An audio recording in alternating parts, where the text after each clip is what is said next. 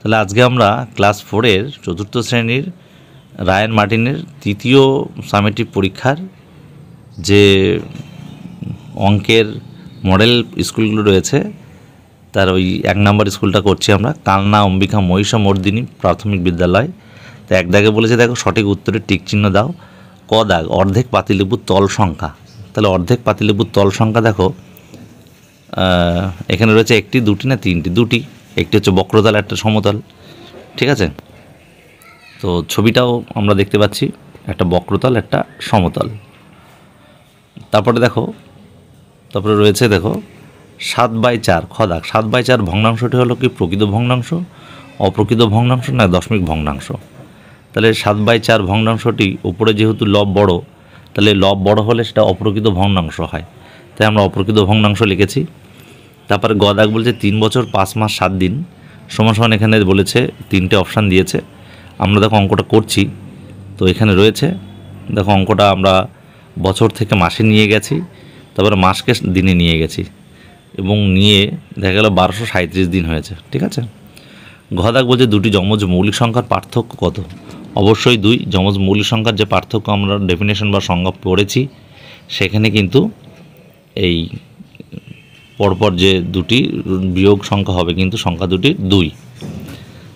বলছে আয়তঘনের বাহু সংখ্যা কটি? তাহলে আমরা দেখো ছবিটা দেখতে পাচ্ছি 12টি। তাহলে ছবিটা ভালো করে লক্ষ্য করতেই দেখতে পাচ্ছি, দেখো 12টি আমরা বুঝতে পারছি। চ বলছে একাদশ সংখ্যাটির রোমান হরফ কী বা কোনটি? তাহলে রোমান হরফ হবে এক্স, তো 10 আর 1 মানে 11। তাহলে একাদশ মানে 11 হচ্ছে XI, টিক দেওয়া রয়েছে এটা। তাহলে এটা আমাদের হয়ে গেল। বলছে দুটি সরলরেখা ছেদবিন্দু সংখ্যা ড্যাশ দিয়েছে, তাহলে দুটি সরলরেখা ছেদবিন্দুর সংখ্যা আমরা একটি। দুটি সরলরেখা কোণাকুণি যদি আমরা করি ক্রস চিহ্নের মতো, তাহলে একটি হয়। খ দাগ বলছে 0 মানে 0.001 কিলোমিটার সমান সমান কত সেন্টিমিটার? দেখো অঙ্কটা করে দেওয়া রয়েছে এবং উত্তরটাও বসালাম আমরা। গ দাগ বলছে 6 অঙ্কের বৃহত্তম সংখ্যা হলো, অবশ্যই 6টি 9 হবে। ঘ দাগ বলছে 250 কেজি 5 গ্রাম সমান কত কেজি? তো আমরা দেখো দশমিক বিন্দু দিয়ে লিখলাম। দাগ বলছে সরল কোণের মান হলো, সরল কোণের মান কত? 180 ডিগ্রি। আর চ দাগ বলছে 0.01-এর সামান্য ভগ্নাংশ ভাঙতে হবে। তাহলে দেখো পয়েন্টের পরে দুটো সংখ্যা, তাহলে 1-এর নিচেও আমরা কী দেবো? 1-এর পরে দুটো সংখ্যা দিয়ে করে দেবো, তাহলে হয়ে গেল এটা। তো দেখো 3 দাগ বলছে ক ZP, তারপরে থেকে YQ, তারপরে দেখো XR, তারপরে কত হবে? তবে একটা জিনিস দেখো, জেড রয়েছে প্রথমে, তারপরে Y, তারপরে X। তাহলে আমরা যদি পড়ি দেখো কি হবে, এখানে দেখতে পাচ্ছি মানে নিচ থেকে শুরু করেছে ZYX, তাহলে এক্সের আগে কি আছে? W আছে, তাহলে W দেবো প্রথমে। আর এখানে দেখো PQR, তারপরে কি IS, তাহলে WRS হবে, ঠিক আছে? খ দাগে বলছে 91, তারপরে 86, তারপরে 81, তারপরে কত হবে? দেখো সব 5 কম, তাহলে 81 থেকে 5 কমিয়ে দাও, যত হবে সেটা তত হবে, ঠিক আছে? তাহলে আমরা দেখো এই যে সরলটা 70 দেখো 3 দাগ বলছে ক ZP, তারপর থেকে ফার্স্ট ব্র্যাকেটের মধ্যে 25 গুণ 3 ভাগ 15, সেকেন্ড ব্র্যাকেট ভাগ 5 যোগ 40 ভাগ 8। তাহলে আমরা দেখো এখানে আমরা কাজ করব, ফার্স্ট ব্র্যাকেটের কাজটাকে করব, আর আমরা আগে জানি বদমাশের নিয়ম অনুযায়ী ভাগের কাজটা করতে হবে, ঠিক আছে? তাহলে আমরা করে নিচ্ছি, দেখো 70 মাইনাস 50 মাইনাস 75, 3 25 75 ভাগ 15, সেকেন্ড ব্র্যাকেট ফার্স্ট ব্র্যাকেটের কাজ হয়ে গেল, তুলে দিলাম, ভাগ 5 যোগ 5 আসতে 40, অর্থাৎ 5 হবে, ঠিক আছে?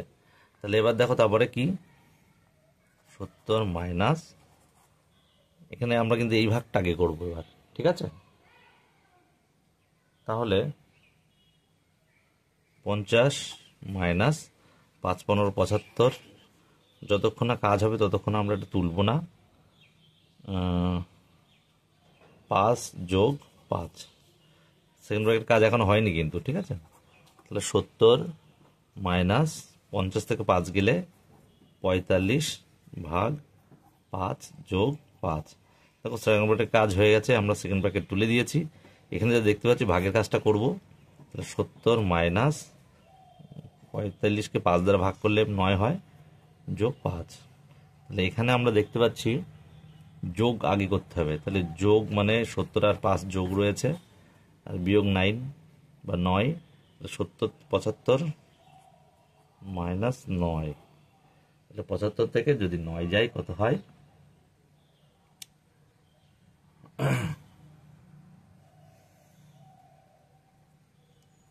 66। তাহলে এটা উত্তর। তাহলে নির্ণেয় সরল ফল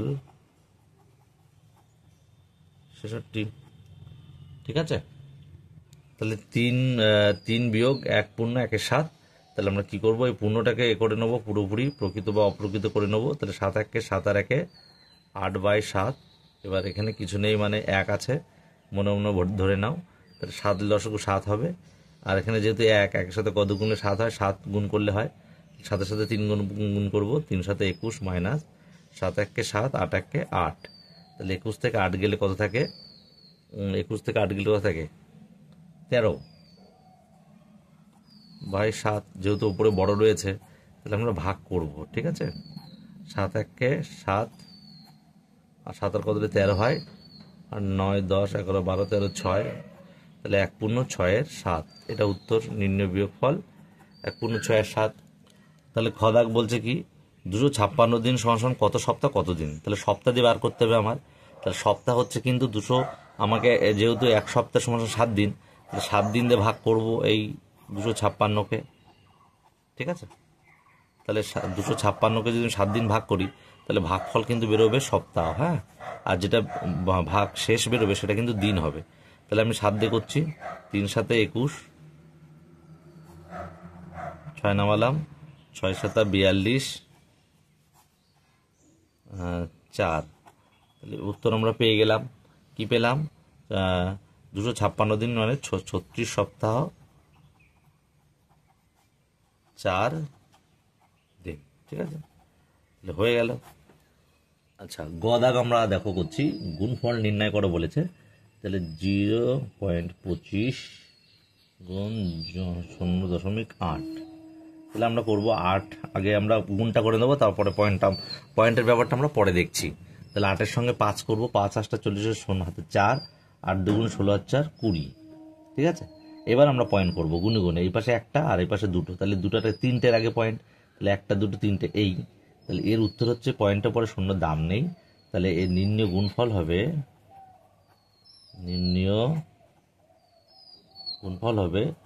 0.2। এটাই উত্তর। ঠিক আছে। তারপরে দেখো ঘ বলছে যোগফল নির্ণয় করো।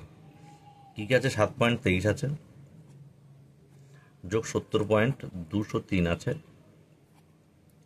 যোগ 1.3 যোগ 10.212। ঠিক আছে। তাহলে আমরা এগুলো কিন্তু পরপর পাদাবো, পয়েন্ট ঠিক রেখে, দশমিক বিন্দু ঠিক রেখে। তাহলে 70 রয়েছে, তাহলে এই যে 70 পয়েন্ট, দেখো আমরা দশমিক বিন্দু ঠিক রাখছি। তোমার লাইন সুবিধার্থে তুমি 0 বসাতে পারো। তারপরে বলছে 1 পয়েন্ট মানে 1.003 বসালাম। তারপরে 10 দশমিক, তাহলে 10 মানে এই দশমিক 212। ঠিক আছে। এখানে তুমি 0 বসাতে পারো, এখানেও তুমি 0 বসাতে পারো। এবার যোগ করে দাও, করলে কত হচ্ছে দেখো, 3 আর 3 6 আর 2 8, 3 আর 1 4, 3 2 6, 7 আর 1 8, 7 আর 1 8। তাহলে নির্ণয় যোগফল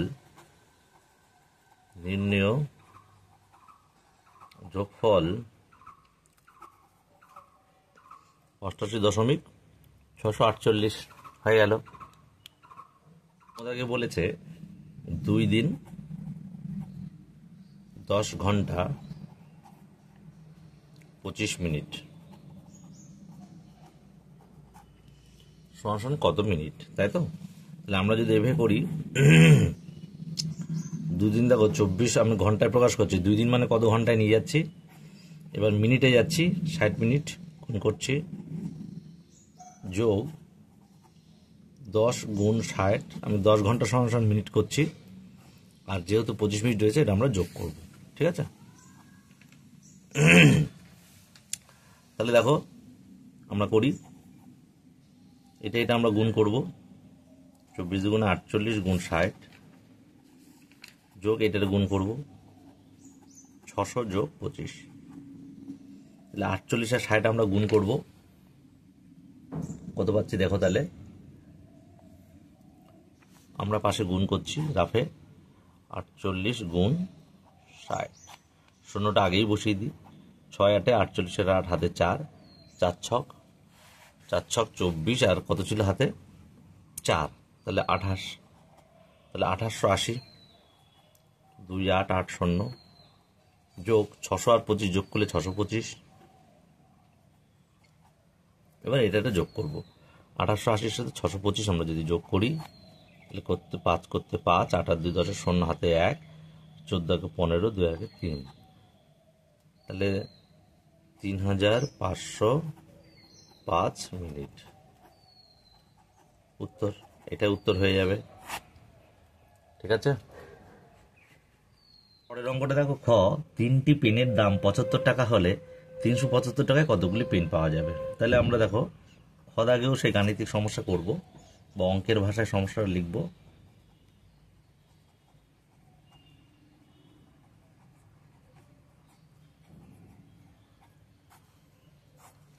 অঙ্কের ভাষায় সমস্যাটা আমরা কি লিখবো দেখো,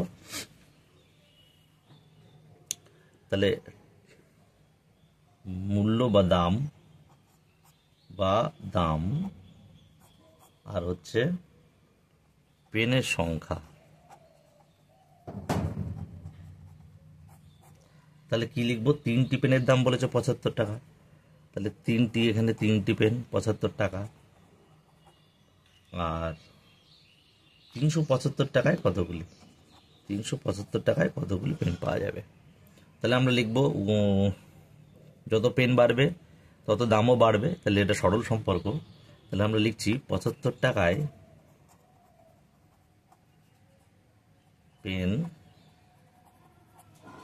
পাওয়া যায় 3টি, তাহলে 1 টাকায় কম পাওয়া যাবে, কম হলে ভাগ হয় 3/75, ঠিক আছে। তারপরে দেখো বলেছে 375 টাকায় বেশি, তাহলে 3/75 গুণ 375, তাহলে আমরা 3 দিয়ে কাটবো, 3 25 75, 25 দিয়ে এটা কাটবো, 25 দেখো 37 হচ্ছে, তাহলে 25 দুগুণে 50 হচ্ছে না, তাহলে 25 1 25, 25 1 25 ভাগ করে নিতে পারো, 25 দিয়ে 375, 25 1 25, 2 1 25, 5 25 125, 5 দিয়ে কাটলেও হবে, তাহলে এখানে 15 হবে, ঠিক আছে। তাহলে উত্তর হচ্ছে 15টি। তাহলে আমরা উত্তর লিখব কি, উত্তর লিখব 375 টাকায় 15টি পেন পাওয়া যাবে, ঠিক আছে। হয়ে গেল অঙ্কটা। দেখো তার পরের অঙ্কটা, গদাক বলছে বাড়িতে 10 লিটার সর্ষের তেল আছে, তো প্রতিদিন 750 মিলিলিটার করে তেল খরচ হয়, 1 সপ্তাহ পর বাড়িতে কতটা তেল থাকবে। তাহলে আমরা দেখো করছি, কি করব, গদাগ, তাহলে বাড়িতে 10 লিটার সর্ষের তেল আছে, প্রতিদিন 750 লিটার, তার বলেছে 1 সপ্তাহ পর, তাহলে 1 সপ্তাহে তো খরচ হয়েছে তেল, তাই তো। তাহলে আমরা লিখব 1 সপ্তাহ 7 দিনে তেল খরচ হয়েছে কতটা, 350-এর সাথে আমাদের করতে হবে 350 750 গুণ 7, তাহলে কত হচ্ছে দেখি আমি, 700 এটা মিলি হবে, মিলি লিটার, আচ্ছা 5 7 35 5 হাতে 3, 7 7 49 3 52, তাহলে 5250 মিলিমিটার, তাহলে 5250 মিলিমিটার মানে কত লিটার হচ্ছে, 1000 মিলিমিটারে যেহেতু 1 লিটার, তার জন্য 5000 বলেছে, তাহলে 5 লিটার 250 মিলিলিটার, তাই না? তাহলে দেখো আমাদের বলেছে কিন্তু কত ছিল, 10 লিটার। তাহলে তেল মানে মোট তেল লিখি, মোট তেল ছিল 10 লিটার, তাই না? আর তেল খরচ হয়েছে কত, 7 দিনে তেল খরচ হলো কত, 5 লিটার 250 মিলিলিটার। তাহলে এখানে 3টে শূন্য দিয়ে দিলাম, মিলিলিটার। তাহলে বিয়োগ করে দেবো। তাহলে বিয়োগ করলে কত হচ্ছে দেখো, যেহেতু উপরে ছোট রয়েছে আমাদের 1000 ধরতে হবে। তাহলে এখানে মিলিলিটার লিখে নিলাম, মিলিলিটার লিখলাম। তাহলে 1000 ধরে নেব, শূন্য করতে শূন্য, 5 আর কত হলে 10, 5 হলে 3 আর কত হলে 7 হলে। এবার যদি 1000 ধরো তাহলে এখানে কমাতে হবে, 9 নিতে হবে। তাহলে 5 আর কত হলে 9 হলো, 4 হলে। তাহলে উত্তর হচ্ছে 4 লিটার 750 মিলিলিটার। ঠিক আছে, তাহলে আমরা উত্তর লিখব কি, উত্তর লিখব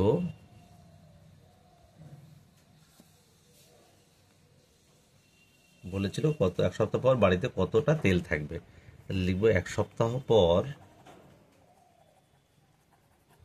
বাড়িতে 4 লিটার 750 মিলিলিটার তেল থাকবে।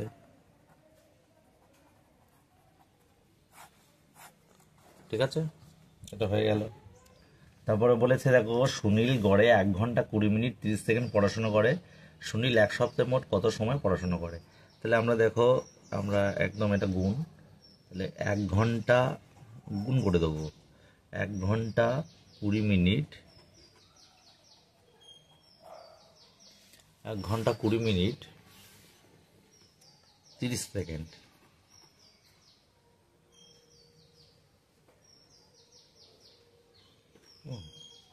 সেকেন্ড কি করব, তাহলে 7 দিয়ে গুণ করব, 7 দিয়ে গুণ করব। 7 দিয়ে কিন্তু এই সেকেন্ডেরও হবে, মিনিটেরও হবে এবং ঘন্টারও হবে। তাহলে থাকো 7 দিয়ে আমরা যদি 30 সেকেন্ড গুণ করি, কি 210 সেকেন্ড হয়। 3 সাথে 21 আর শূন্য বসাবো, 210 সেকেন্ড। এবার দেখো একটা জিনিস, 210 সেকেন্ড মানে কত মিনিট কত সেকেন্ড আমরা বার করব, সেই মিনিটটা কিন্তু এখানে দেবো। ঠিক আছে, তাহলে এটা এখানে থাকলো। এবার এর সঙ্গে করব, সে পরে করছি। এবার দেখো মিনিট, 7 শূন্য শূন্য, 7 দুগুণে 14, 140 মিনিট বেরোলো। আর 7-এর সঙ্গে ঘন্টা করব, 7 একে 7 ঘন্টা।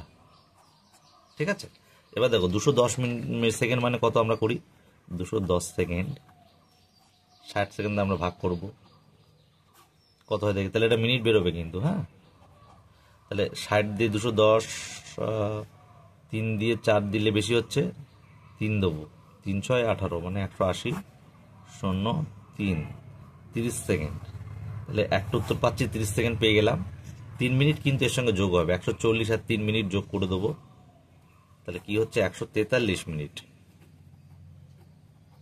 তাহলে 143 মিনিট সমান কত ঘন্টা কত মিনিট আমরা করব। ঠিক আছে, তাহলে 143 মিনিট সেই আমরা 60 মিনিট দিয়ে ভাগ করব, তাহলে এখানে ঘন্টা বেরোবে। হ্যাঁ,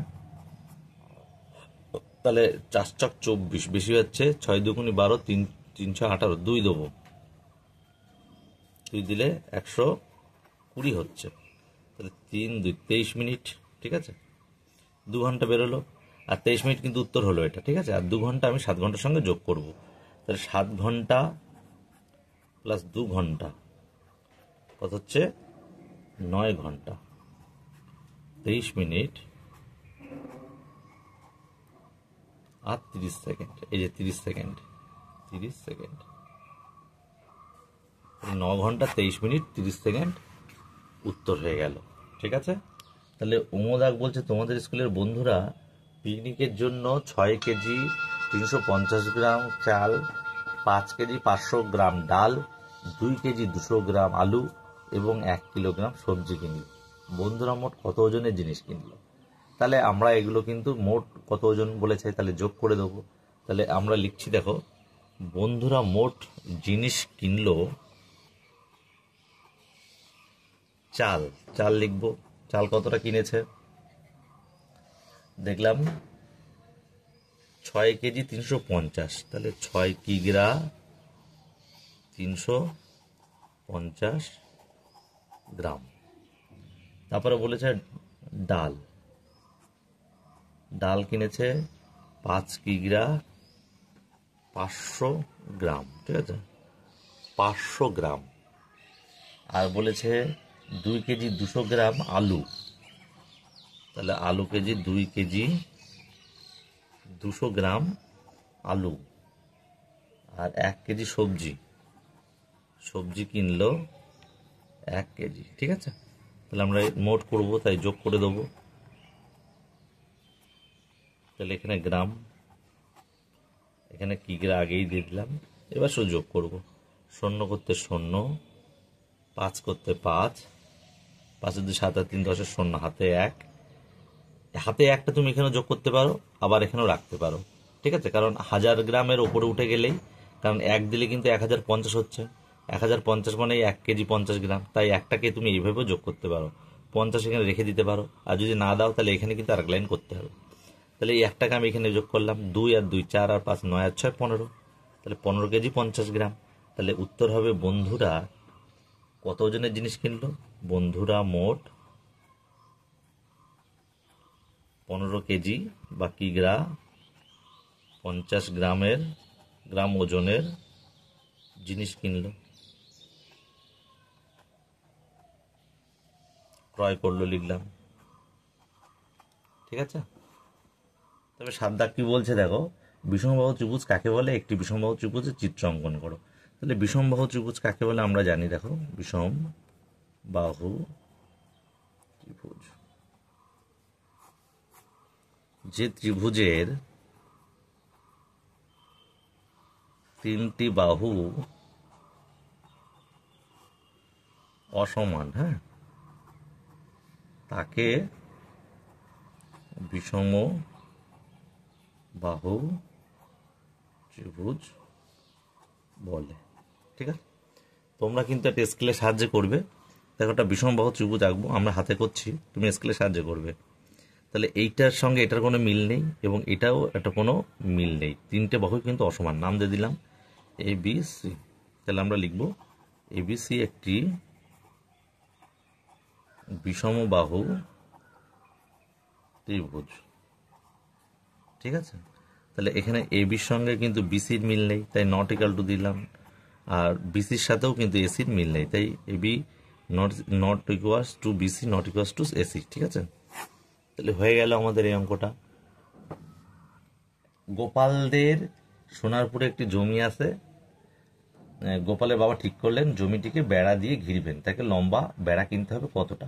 যাই হোক, এখানে মাপ দিয়েছে, তাহলে এই মাপগুলো আমি যোগ করলে হয়ে যাবে। তাহলে এখানে মাপগুলো দেখো, প্রথমে আমি দেখতে পাচ্ছি 10 মিটার রয়েছে, যোগ 20 মিটার রয়েছে, তারপরে রয়েছে 14 মিটার, তারপরে আমরা দেখতে পাচ্ছি 16 মিটার, তারপরে দেখতে পাচ্ছি আমরা 25 মিটার। তাহলে এইগুলো সব যোগ করলে যেটা হবে সেটা হবে উত্তর। তাহলে 10 আর 20 30, আর 14 আর 16 30, 30 60, 60 আর 25 হচ্ছে তোমার 85। তাহলে 85 মিটার বেড়া গোপালের বাবাকে কিনতে হবে, ব্যাস। তাহলে তোমাদের এই স্কুলটা হয়ে গেল। পরবর্তী ভিডিওতে আমরা 2 নাম্বার কোনা হাই অ্যাটাচড প্রাইমারি স্কুলের কাজগুলো দিয়ে দেবো, তো তোমরা সাবস্ক্রাইব করে রাখবে পরবর্তী ভিডিও পাওয়ার জন্যে, এবং ডিটেলসে সমস্ত কিছু হাতে কলমে বুঝতে সুবিধার জন্যে।